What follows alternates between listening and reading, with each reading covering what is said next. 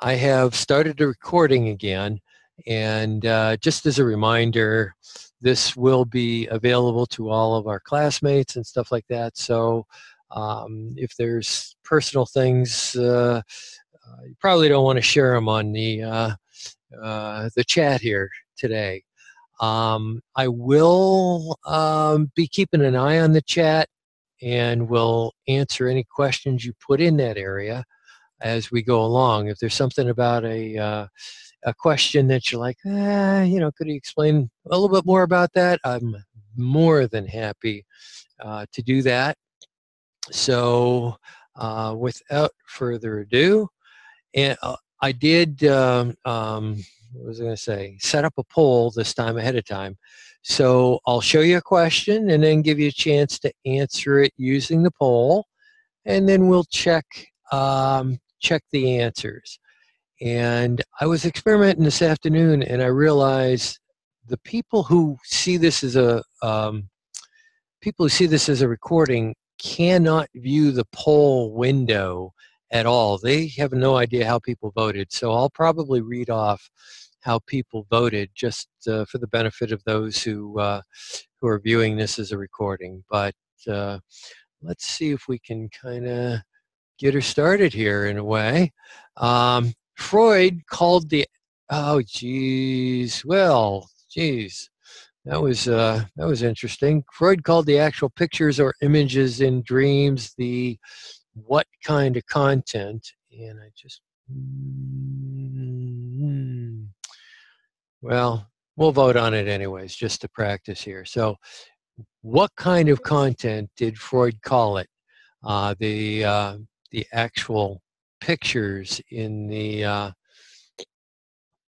actual pictures in dreams, what did he call that content? Was it the latent manifest anxiety or nightmare content? And most of you saw the answer already. So this one should be pretty easy to vote on. And I'm seeing 100% have gone for the same answer, which doesn't really surprise me. This one's just a way of practicing how to vote. So all you have to do is click the little bubble next to the answer that you want to register. And if I seem distracted right now, it's because my lovely little dog has put her head in my lap for some reason. Probably want to go outside, but that's not going to work right now because you have my attention, not her. So anyway, let me just help you see how the voting has gone here. And I'm going to end the polling and share the results so that you can see, yeah, everybody voted for number 2. And that is the correct answer. The actual pictures that we dream is called the manifest content, and the hidden meaning is the latent content. That was what Freud would have you pay him to interpret. And he wrote that book called Interpretation of Dreams as a way of sharing with the public how or what he wrote. Interpretation of Dreams to share with the public how to interpret their own dreams, actually. Okay, let's see if I can do this a little bit better this time. And oh, okay. And there is the actual answer to that first question there. So Moesha was always tired. She would fall asleep. She would fall into bed around 10:30 every evening and be asleep in seconds, but woke up frequently throughout the night. She's most likely experiencing or suffering from what? And let me give you a new poll there. So what most likely is Moesha experiencing? Falls into bed and be asleep, but woke up a lot throughout the night. What's going on for Moesha? And it looks like 8 of you, 8 out of 15 have voted on something here. What is the best answer to this question?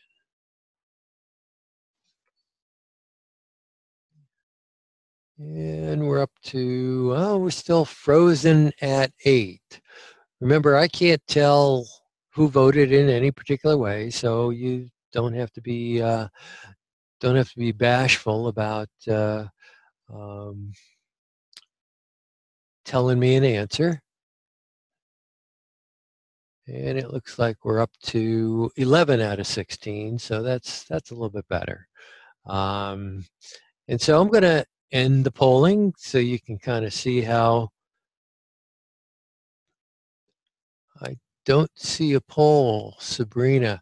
Sabrina, are you on a mobile phone by chance? No? Huh. I am not sure why you don't see a poll then. Everybody else sees the poll, I'm guessing. Is that true? Yeah, I see, okay.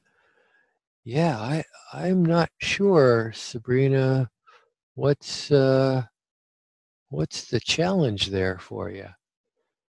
Now you can sometimes move the poll off the screen, but you would have had to have seen it in order to, the first one appeared, this one didn't. Oh, a couple of you didn't see it. I don't know if this is going to change anything. Did it pop up for you or change it all now? Nope. Boy, I don't have the answer to that one. Let's hope maybe the third poll will pop up for you. That's the best I can do. Sorry about that. But I'm going to close the poll. Let's see if the results pop up for you. I don't know if they will or not. So I'm going to end the poll and share the results with you. And those of you who couldn't see the poll, can you see the results? Yes. Okay. Well, that's better. So I don't know what happened to the poll for you. But as you can see from the results, 83% of you, 10 of you, voted for number 4. And if we look at the correct answer, it is, in fact, insomnia is the correct answer. So 10 of you were correct. Narcolepsy is when somebody falls directly into sleep, but not at bedtime. They could fall asleep almost any time. So that's why narcolepsy wouldn't be the correct answer. Sleep apnea is when people wake up frequently during the night, stop breathing. I think I shared with you. I experienced that. And night terrors is when you wake up to a nightmare on steroids. You're panting, you're screaming. It's not a very pleasant experience at all. So, okay, let me clear our results and give us another question if I can. And the next question, I hope I did that correctly. Let me just try something here. It's not working. Okay. Well, drug addiction occurs when what? An individual will lie about taking a drug. Drug no longer causes a person to get high, but they take it again. Biological or psychological dependence on taking the drug develops, or the person can be without the drug no longer than 5 days. What's drug addiction really about?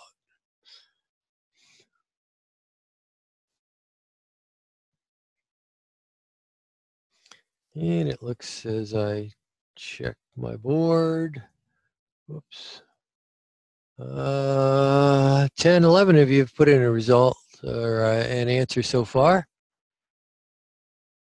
And I'm kind of curious, those of you who were having trouble the last time, are you able to see it this time? Sabrina's a no. Whew, I don't know, Sabrina, what's going on? Sorry about that. The fortunate thing is, I mean, you can still see the question and, jot down an answer if you want to, or pick an answer, whichever one you want to do. But, yeah, no worries. Thank you. I appreciate your forgiveness on that because I have no clue what's going on your end. So anyway, we're up to, looks like 12 people out of 16, 13 out of 16 voted. So I'm going to end the polling and I'm going to share the results with you. And there you can see that number 3 is the clear winner here in terms of people answering. And in fact, if we check the board, survey says, yeah, number 3 is the correct answer. Drug addiction occurs when biological or psychological dependence on taking a drug develops. Number 4 is incorrect because if you can be without it for 5 days, you really are not dependent or addicted to it. So that is not the correct answer. So, okay. Again, I'm keeping an eye on that chat area to see if anybody has any questions about why something's correct or incorrect. Okay, let's see if we can. In fact, we're jumping into chapter 6 here. I don't think I told you anything about chapter 6, did I? Oops, let me relaunch the poll. Sorry, I need to.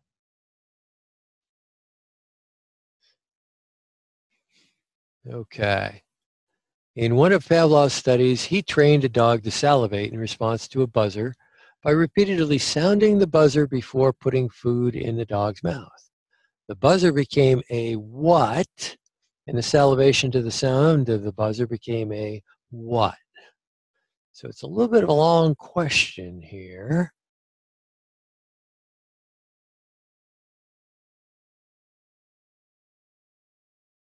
Looks like 2 people have, we're up to 3. Okay, we're getting some responses here. So what was going on in this? Well,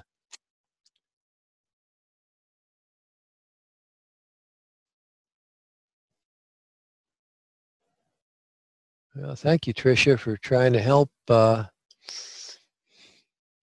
Yeah.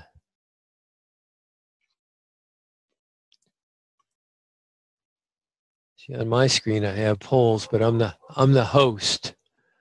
Has all but polls. Yeah. That's interesting that everybody else's has polls. Oh. Sabrina, you were signed on early, weren't you? Yeah. I wonder if that's what made it different for you. Although whomever NCH is, I don't know by the initials who that is, but they were having the same problem. But NCH, whomever you are you can see them now? Okay. Yeah, Sabrina, I don't know what's going on for you. But it may have something to do with the fact you were signed on even before I signed on. So I don't know the answer on that one. Okay, let me end the poll. Let's see it. I'm going to share the results with you. And there you can see that most people went for number 2. And if we check the results, we will see that number 2 is, in fact, the correct answer. He trained a dog to salivate in response to a buzzer by sounding the buzzed before putting food in the dog's mouth. But the buzzer became a conditioned or learned stimulus, and salivation to the sound of the buzzer became a learned response or a conditioned response. Remember, conditioned and learned are pretty much synonyms. They mean the same thing. So, okay, let me relaunch poll, and we'll take a look at another question here if we can. Here we go. A researcher decides to classically condition, meaning Pavlov, a rabbit by presenting a sound each time before delivering a puff of air to the rabbit's eye. He finds that the rabbit starts to blink upon hearing the sound. What function does the air puff have? What's the air puff? Is it a conditioned stimulus, unconditioned stimulus, conditioned response, unconditioned response, or a neutral stimulus? What is the air puff in this example?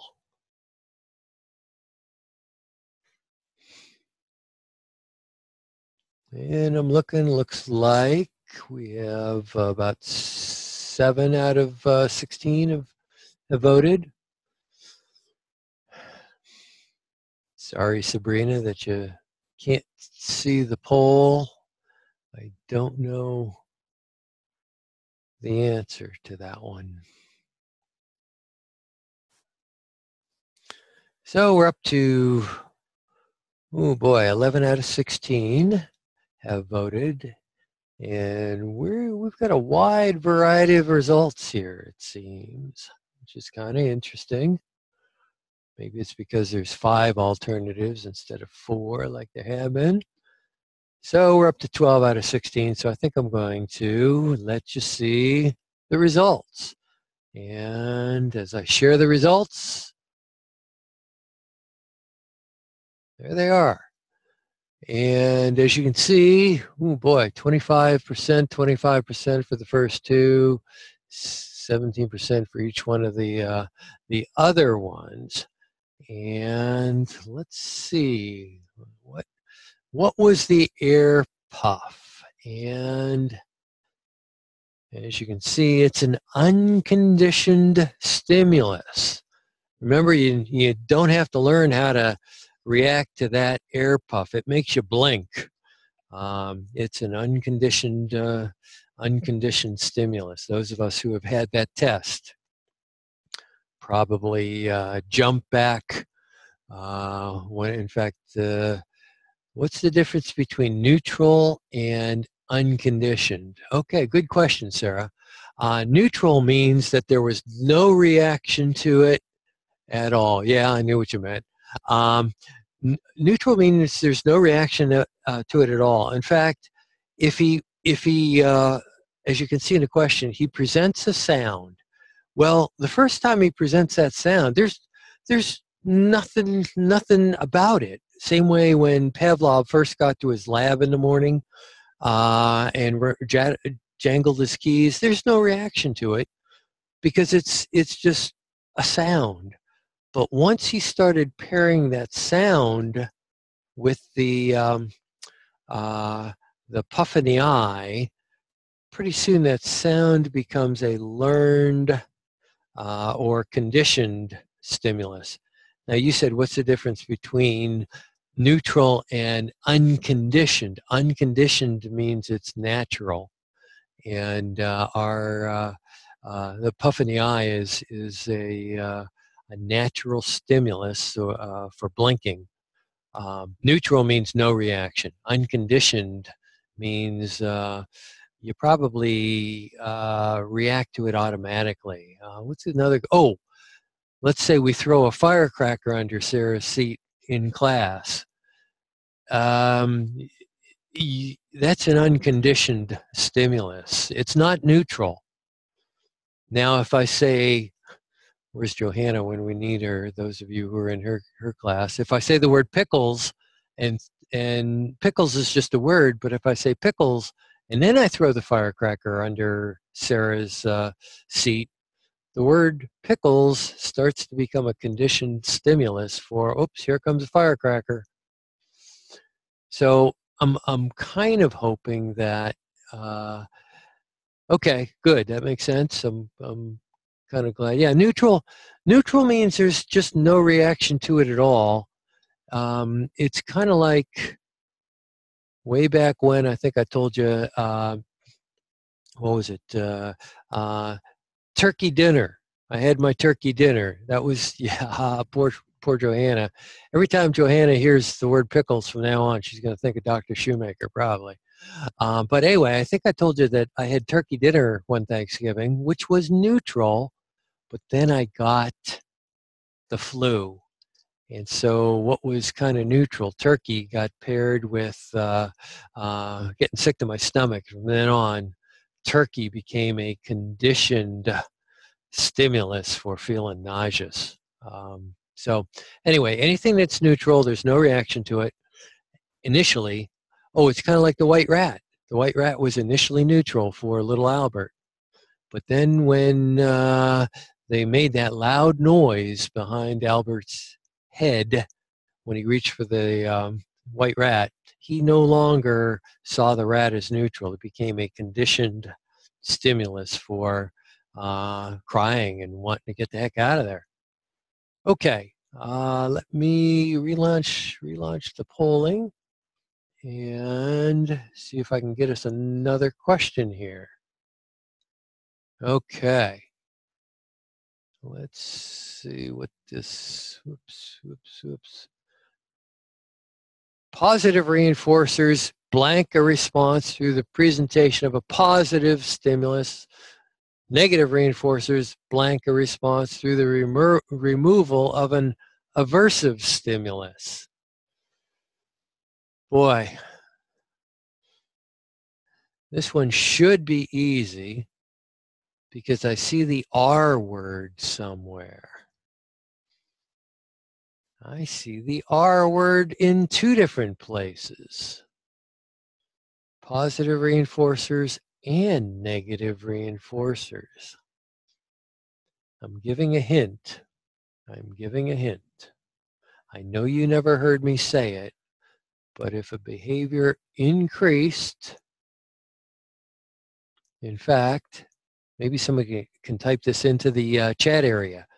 If a behavior strengthened or increased, what happened?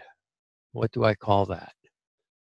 So we want to type that in the chat area if you got a few spare fingers.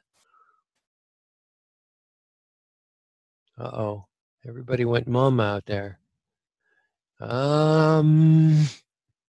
Kristen put in the word positive. That's not the word I'm looking for.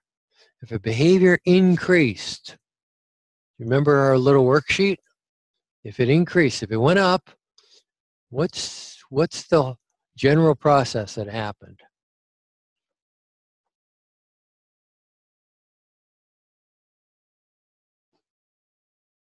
Still looking, hoping somebody will type in the word I'm looking for.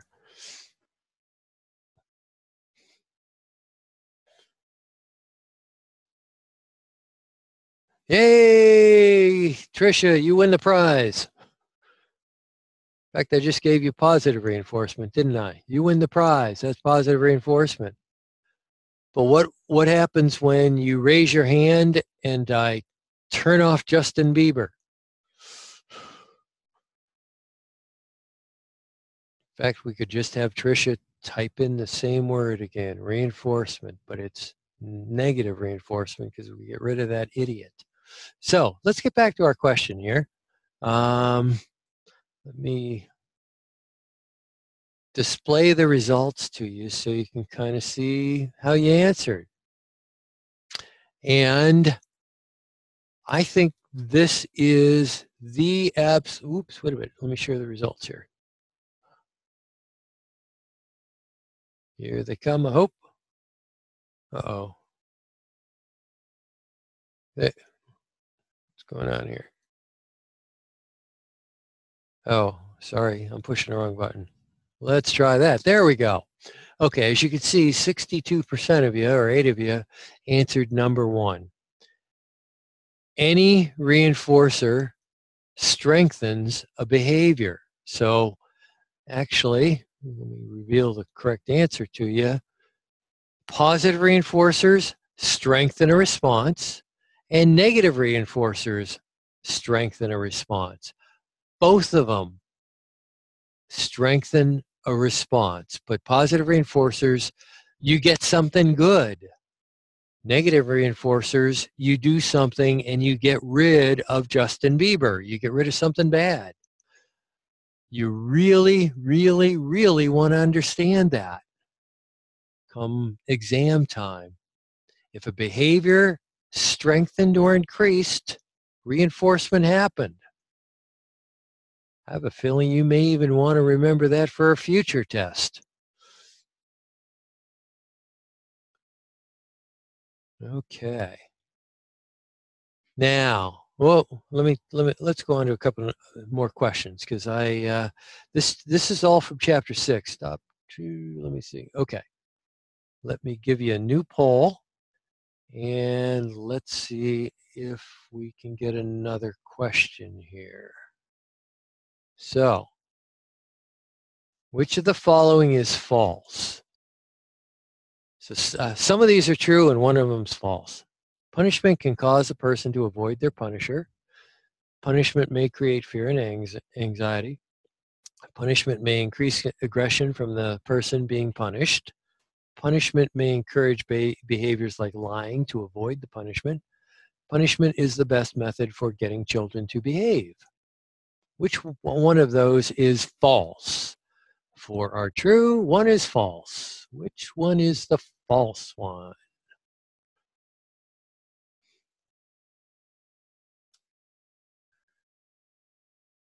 Take your time. I'm looking and I can see that, well, 9 of you have voted already out of 10 out of 17. So I think I'm going to let you see the results. And as you can see from the results, number 5, 90% of you picked, which is, in fact, the correct answer. That is, punishment is not the best way to get children to behave because it can result in the other 4 things happening.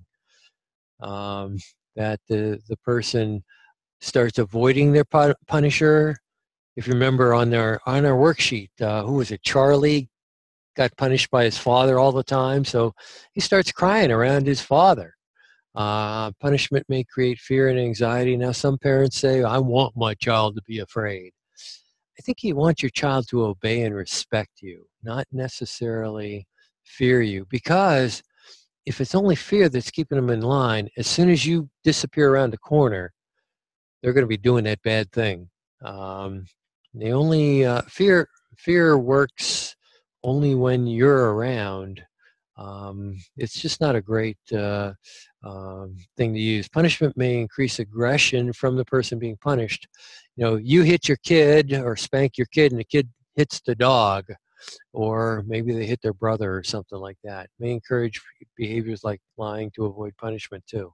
So punishment is not necessarily the best thing to use, but if a behavior decreased or went down, maybe we can use the chat area.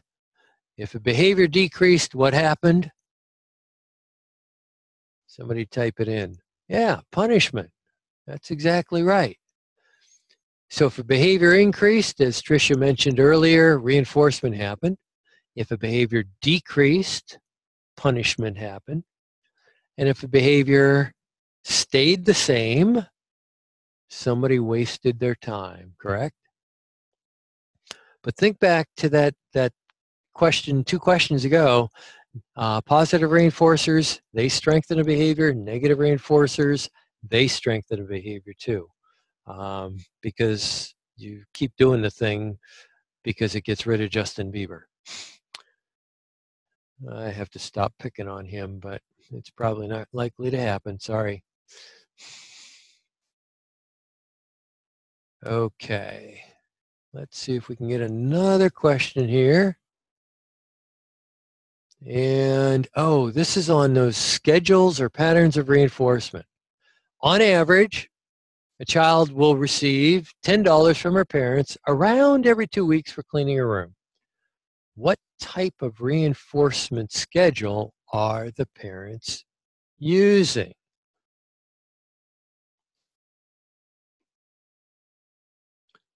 On average, they get $10 about every 2 weeks for cleaning the room. What type of reinforcement schedule is going on? I have a feeling these might be kind of important tomorrow or Tuesday or Wednesday, whenever you're taking the exam.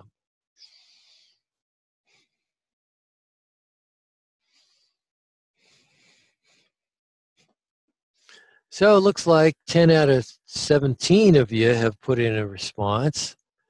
So I'm going to show you. This one's kind of all over the place, it looks like, again. And actually, now I look at it, people are kind of going in the right direction here. I'm going to share the results, and as you can see, most people went for variable interval followed by fixed interval. So it definitely is an interval schedule because we're talking about weeks, as you can see up here. But when we see on average, that's the key word. What does on average mean? Somebody type it in. What kind of thing does that mean if it happened on average? It's variable. Yeah, thanks, Sarah. Good quick fingers there. So as we can see, the correct answer here is variable interval. If it's exactly like your paycheck, most of you are on a fixed interval schedule. Your paycheck comes every Friday or every other Friday. When we're talking about time, passage of time, like 2 weeks up there, we're talking about, ooh, I didn't mean to do that. There we go. When we're talking about time, we're talking about intervals. See if I can find where my cursor is. Well, there we go. If we're talking about time, we're talking about intervals. If we're talking about responses, we're talking about a ratio, either variable ratio or fixed ratio. Pushing a button or buying a cup of coffee, that's an event or something. Intervals are an amount of time going by. So, on your 3x5 card that you're allowed to have at the exam, you might want to write some tips about ratios, intervals, fixed and variable.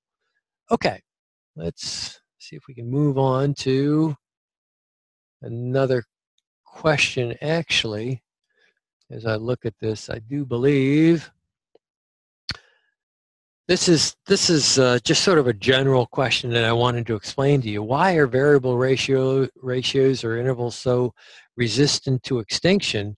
And I think it's because they're so sort of intermittent. They're not so fixed that you can tell exactly when they're going to happen, and they're very seductive, very enticing, they lead to, I think I said, very deep or powerful learning, because they don't happen exactly on a fixed schedule, and as a result, people can get pretty well hooked by these variable ratios, like a slot machine. I don't think I gave you I'd love to do this study of a barbecued potato chips, where all of the barbecued potato chips have exactly the same amount of seasoning. And I'd like to compare that to a bag of potato chips or a brand of potato chips where not every potato chip has the same amount of seasoning. Every once in a while, you get a zinger. And that would be a variable ratio kind of thing. And I would bet, here's my hypothesis, people would buy more of the bags of the ones with the zingers in, just because it's variable. It really, I don't know, like I said, it leads to high rates of responding when there's a variable schedule.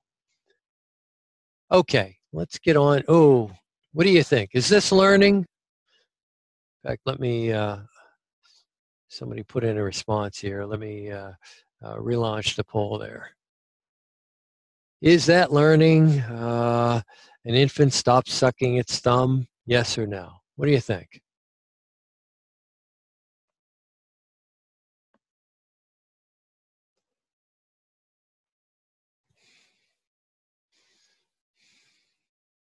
And this is kind of for fun. Wow. Interesting pattern of the results here. Okay, it looks like 12 out of 12 or 12 out of 17 have answered. So I'm going to stop it and share the results. And geez, could we be even any more even than that? We have a tie score. I think the answer could be yes and no. I think infants kind of stop sucking their thumb when they mature a little bit. So I think one answer is no, but how about if the parents started putting like pepper on the kid's thumb? Then I think it's a learning experience. Actually, they're punishing the kid by putting the pepper, cayenne pepper or some, Tabasco sauce or something like that. In that case, I think learning would happen. In fact, maybe, like I said, operant conditioning where the kid is sucking their thumb and as a result, their mouth starts burning. That might be learning or conditioning. So I was trying to make a point that maturing sometimes causes us to change, but I don't think that's learning.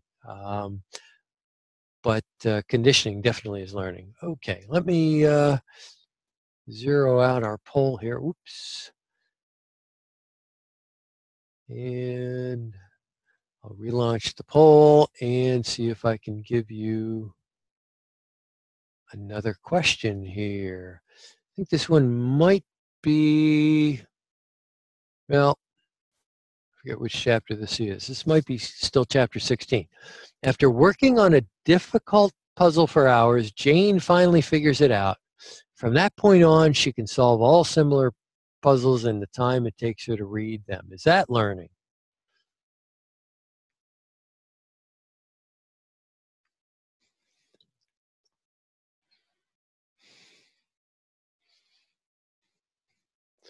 And it looks like 6 out of 10, 8. Whoops, we're up to 11 out of 17. 64% have voted.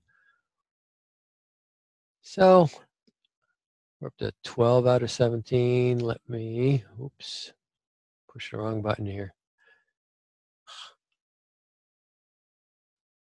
Try this again. And if I share the results, you can see that everybody, 12 out of 12, or yeah, 12 out of the 12 have voted for number one. And I would tend to agree that that is, let me back up there, that is definitely learning. And in fact, there's a particular kind of learning. I didn't mention this I guess I mentioned it in one class today. Something called insight, which is like a sudden, we used to call it the aha phenomenon, where you're working on something and, oh my gosh, aha, now I see how this works. That we call insight. And I think that's what's happening with Jane here. She's got insight now that she knows how to solve these things, and sudden awareness of the answer, and she's using that same strategy from then on to her advantage. So she definitely did learn something, I think, in that situation. Let me see if I can do something here. I have to shrink a window. There we go. I hope. Try it again. There we go. Okay. Let's see if we can go on to another question here. And let me relaunch the poll. Okay. Which of the following is true about the process of encoding? So this is chapter 7, looking at encoding. It holds information memory for some time, and it involves accessing information in memory for use. It involves changing information from one form to another in order to get it into a particular part of memory. It's limited to only converting sensory information into signals for the brain to use. This one's a little bit more challenging, maybe. Who knows? I think your BS detector could eliminate a couple of possibilities. Yeah, looks like, well, we have 3 out of 17 voted so far. What is encoding? If you remember, I gave you 3 processes of memory to start out chapter 7. And what exactly does encoding involve? Yeah, it looks like we're up to 9 out of 17. So, well, up to 10, 11. Okay. So I think I'll reveal the poll to you here. And as you can see, most of you went for number 3, which is, in fact, the correct answer. Encoding involves changing information from one form to another in order for it to get into a particular part of memory. Encoding happens to get information in it first. Remember I said it's like your keyboard on your computer. But it probably involves transferring information between short and long-term memory, may even encode as part of retrieval. So encoding might always be going on in your brain. And that disqualifies number 4. It's limited only to converting sensory information into signals for the brain to use, because it may, remember I asked you how many windows are there in the place where you sleep, and you had to do a little bit of encoding, I think, then to get the answer out. You had to picture your place where you sleep, etc. So, okay, what did I just do here? Whoops. Okay, so let's see if we can get another question here. This temporary storage system holds 7 or so items of information for about 20, maybe 30 seconds. Which memory is it? Which memory are we talking about here? I think I said there were 3 different memory structures, maybe 4, because we combined 2 of them to describe a 4th type of or structure of memory. So looks like we have 12 out of 17, 13 out of 17 of you voted. So let's take a look at what you think. And according to your answers, let me share the results with you. And there you can see most of you voted for number 3, short-term memory, which is, in fact, the correct answer. Sensory memory or sensory register is just that real fleeting 0 to 4 seconds. Short-term memory, that's where you put the telephone number that you're trying to dial. And long-term memory is where all the information you're learning in psychology is going to, I am sure. And am I delusional or what? So, hope you can understand the differences between those 3 structures of memory. Sensory, they're out of order here. Sensory, short-term, and then long-term memory is kind of how things proceed when we encounter some new information. Okay. Let's give you a clean poll here. And, oh, somehow I advanced to the next question already. Remembering how to ride a bicycle, even though you have not ridden one for years, is an example of this one everybody should get correct. Is it declarative, procedural, semantic, or episodic memory? Well, I stand corrected. Somebody's missed it. So we have 6 people out of, whoops, up to 7 out of 17.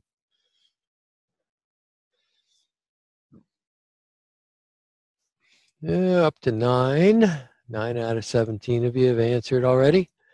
And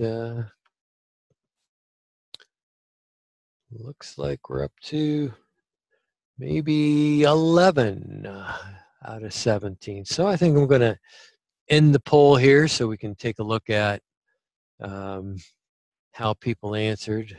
And there you can see that most people went for procedural memory, which is definitely the correct answer. Declarative memory, somebody picked that.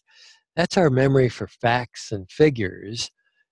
Episodic is remembering an event.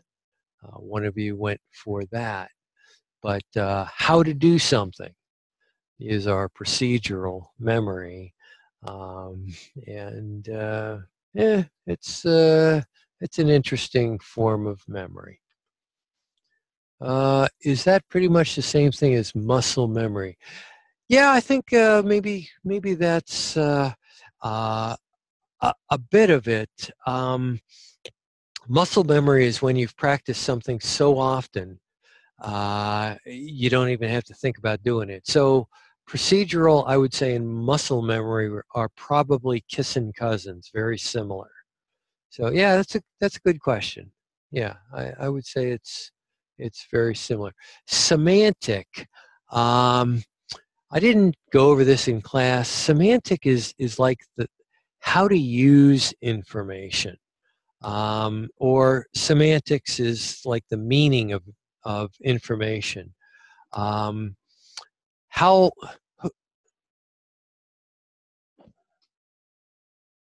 oh, Sabrina has a poll now. Hey, good for you. Semantic. If I ask you, when is your birthday? That's a declarative thing. And what year were you born? You know, for me, June 2nd, 1953. Those are declarative things. But if somebody asks me how old I am, I have to use my birthday, I have to use the year I was born, and I have to use the present year in order to figure out how old I am. That's semantic memory, using information. So, Sarah, a long explanation is semantic means how we use information, not that we just spit it out. You know, your name is Sarah. Did I? Yeah. Sarah asked the question. Sorry. If I ask you your name, that's declarative. But if I ask you, do you have an older brother or a younger sister? That's kind of semantic. You have to figure out what's your age and what's their age. You're using information. So like I said, long answer to a rather short question, what's semantic, that Sarah had asked. Okay, let me relaunch the poll here with clearing. And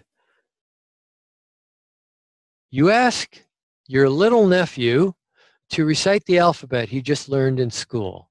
He can only remember ABC and XYZ, which is consistent with what? Elaborative rehearsal, maintenance rehearsal, the serial position effect, or semantic confusion.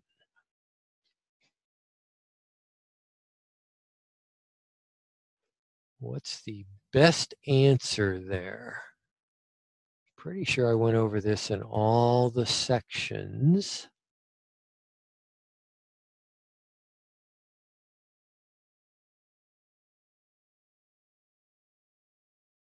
But remember, I teach 6 sections, and this is the only semester where I've ever done that. And on occasion, I mean to cover something in one class, and I think I've already done it, so I miss it. So, been kind of an interesting semester in that regard. So, looks like we have 7 out of 17 people have responded. People are taking a little bit more time on this, and so in a second, I'm going to show you the results here. It looks like we're up to 8 out of 17 have put in an answer. So I'm going to share the results with you. And as you can see, number 3 got the most votes. And in fact, the correct answer is the serial position effect, meaning serial doesn't mean Kellogg's. It means the place in a line, your first, second, or third. And your nephew can remember A, B, and C because they're at the front or the front of the alphabet. And in fact, specifically, we call that the primacy effect because they're the first things that you kind of heard or he heard while learning his ABCs. And the recency effect is the X, Y, Z. They're the last letters that he heard. And he can only remember ABC because of both of these, the recency effect and primacy effect, are also part of the serial position effect. So just to review here, this means the serial position effect means where it is on a list. If it's primary, ABC, we call it the primacy effect specifically. And if it's X, Y, and Z, we call that the recency effect because they're the most recent things that he heard. And I think I mentioned in class for most of you, if you have an important list of things, don't put the most important things right in the middle. Put them either at the beginning so that you can experience that recency effect. Put the primacy effect if they're at the beginning, kind of like your primary school, and the recency effect, put the important things at the end of a list if you really want to remember them the best. Okay, probably at this hour of the evening confused the heck out of you with that one. Okay, let's see if we have, I think I have, this is chapter 8. We were talking about thinking, I guess. Which of the following is most likely to be a prototype for the concept furniture?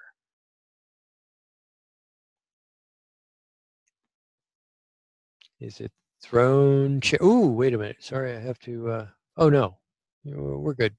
We have our new poll there, sorry.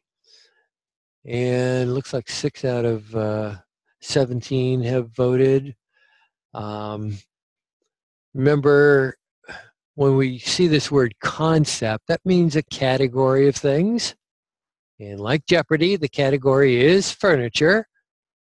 And which one of these 4 things is most likely to be considered a prototype for furniture?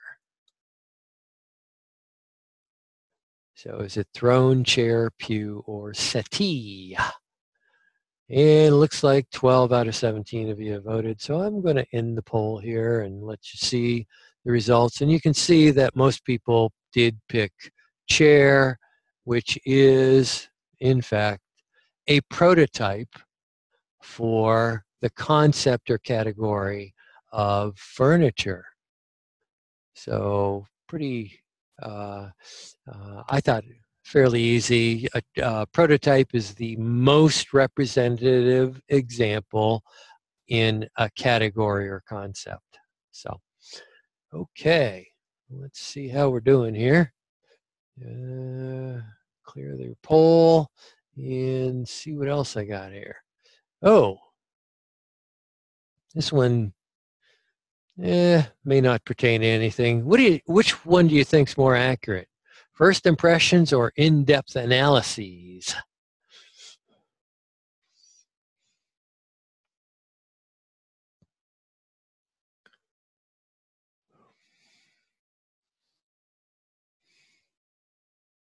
Which is more accurate?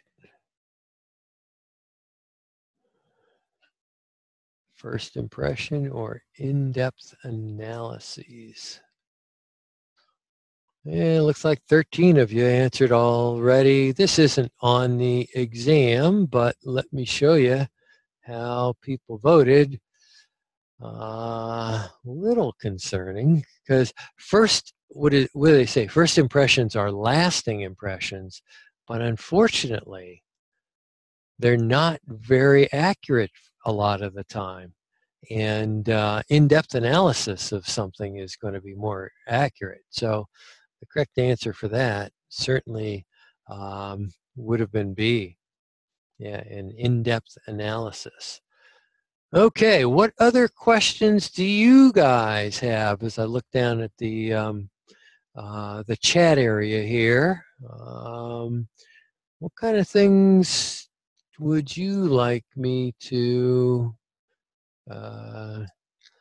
answer here, or how can I help you? I think I may, yeah, I'm pretty sure I mentioned in most classes, certainly you can have your 3x5 card, but I think there are a lot of questions from chapters 5 and 6 on consciousness, sleep, drugs, and also I spent 3 days on chapter 6, and you really want to know that pretty accurately.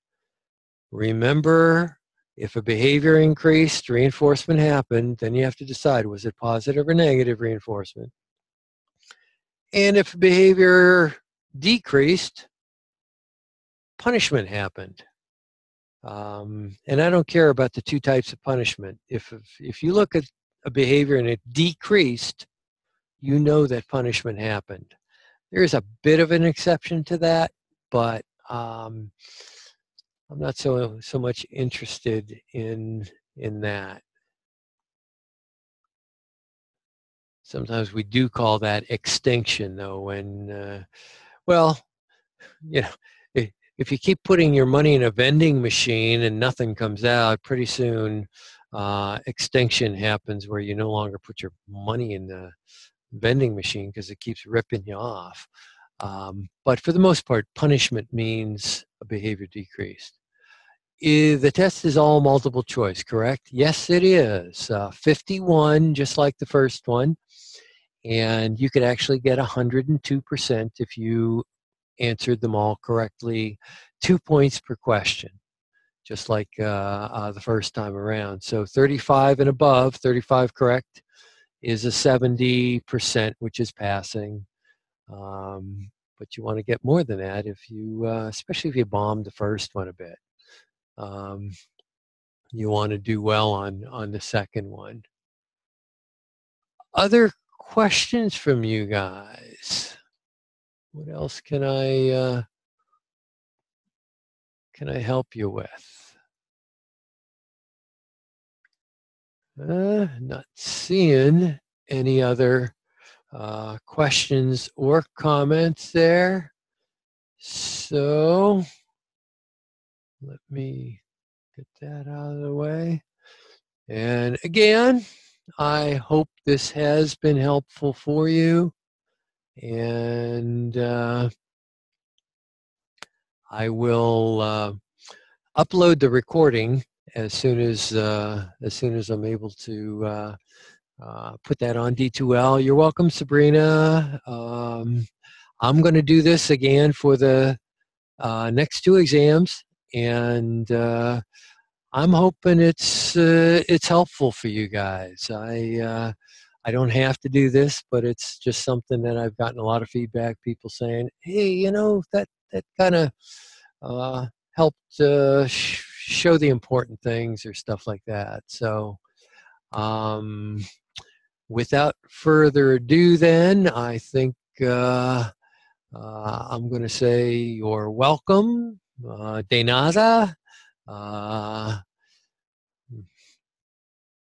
I think that's you're welcome in Spanish. So anyway, have a great evening, and I will see you guys at the exam. Take care.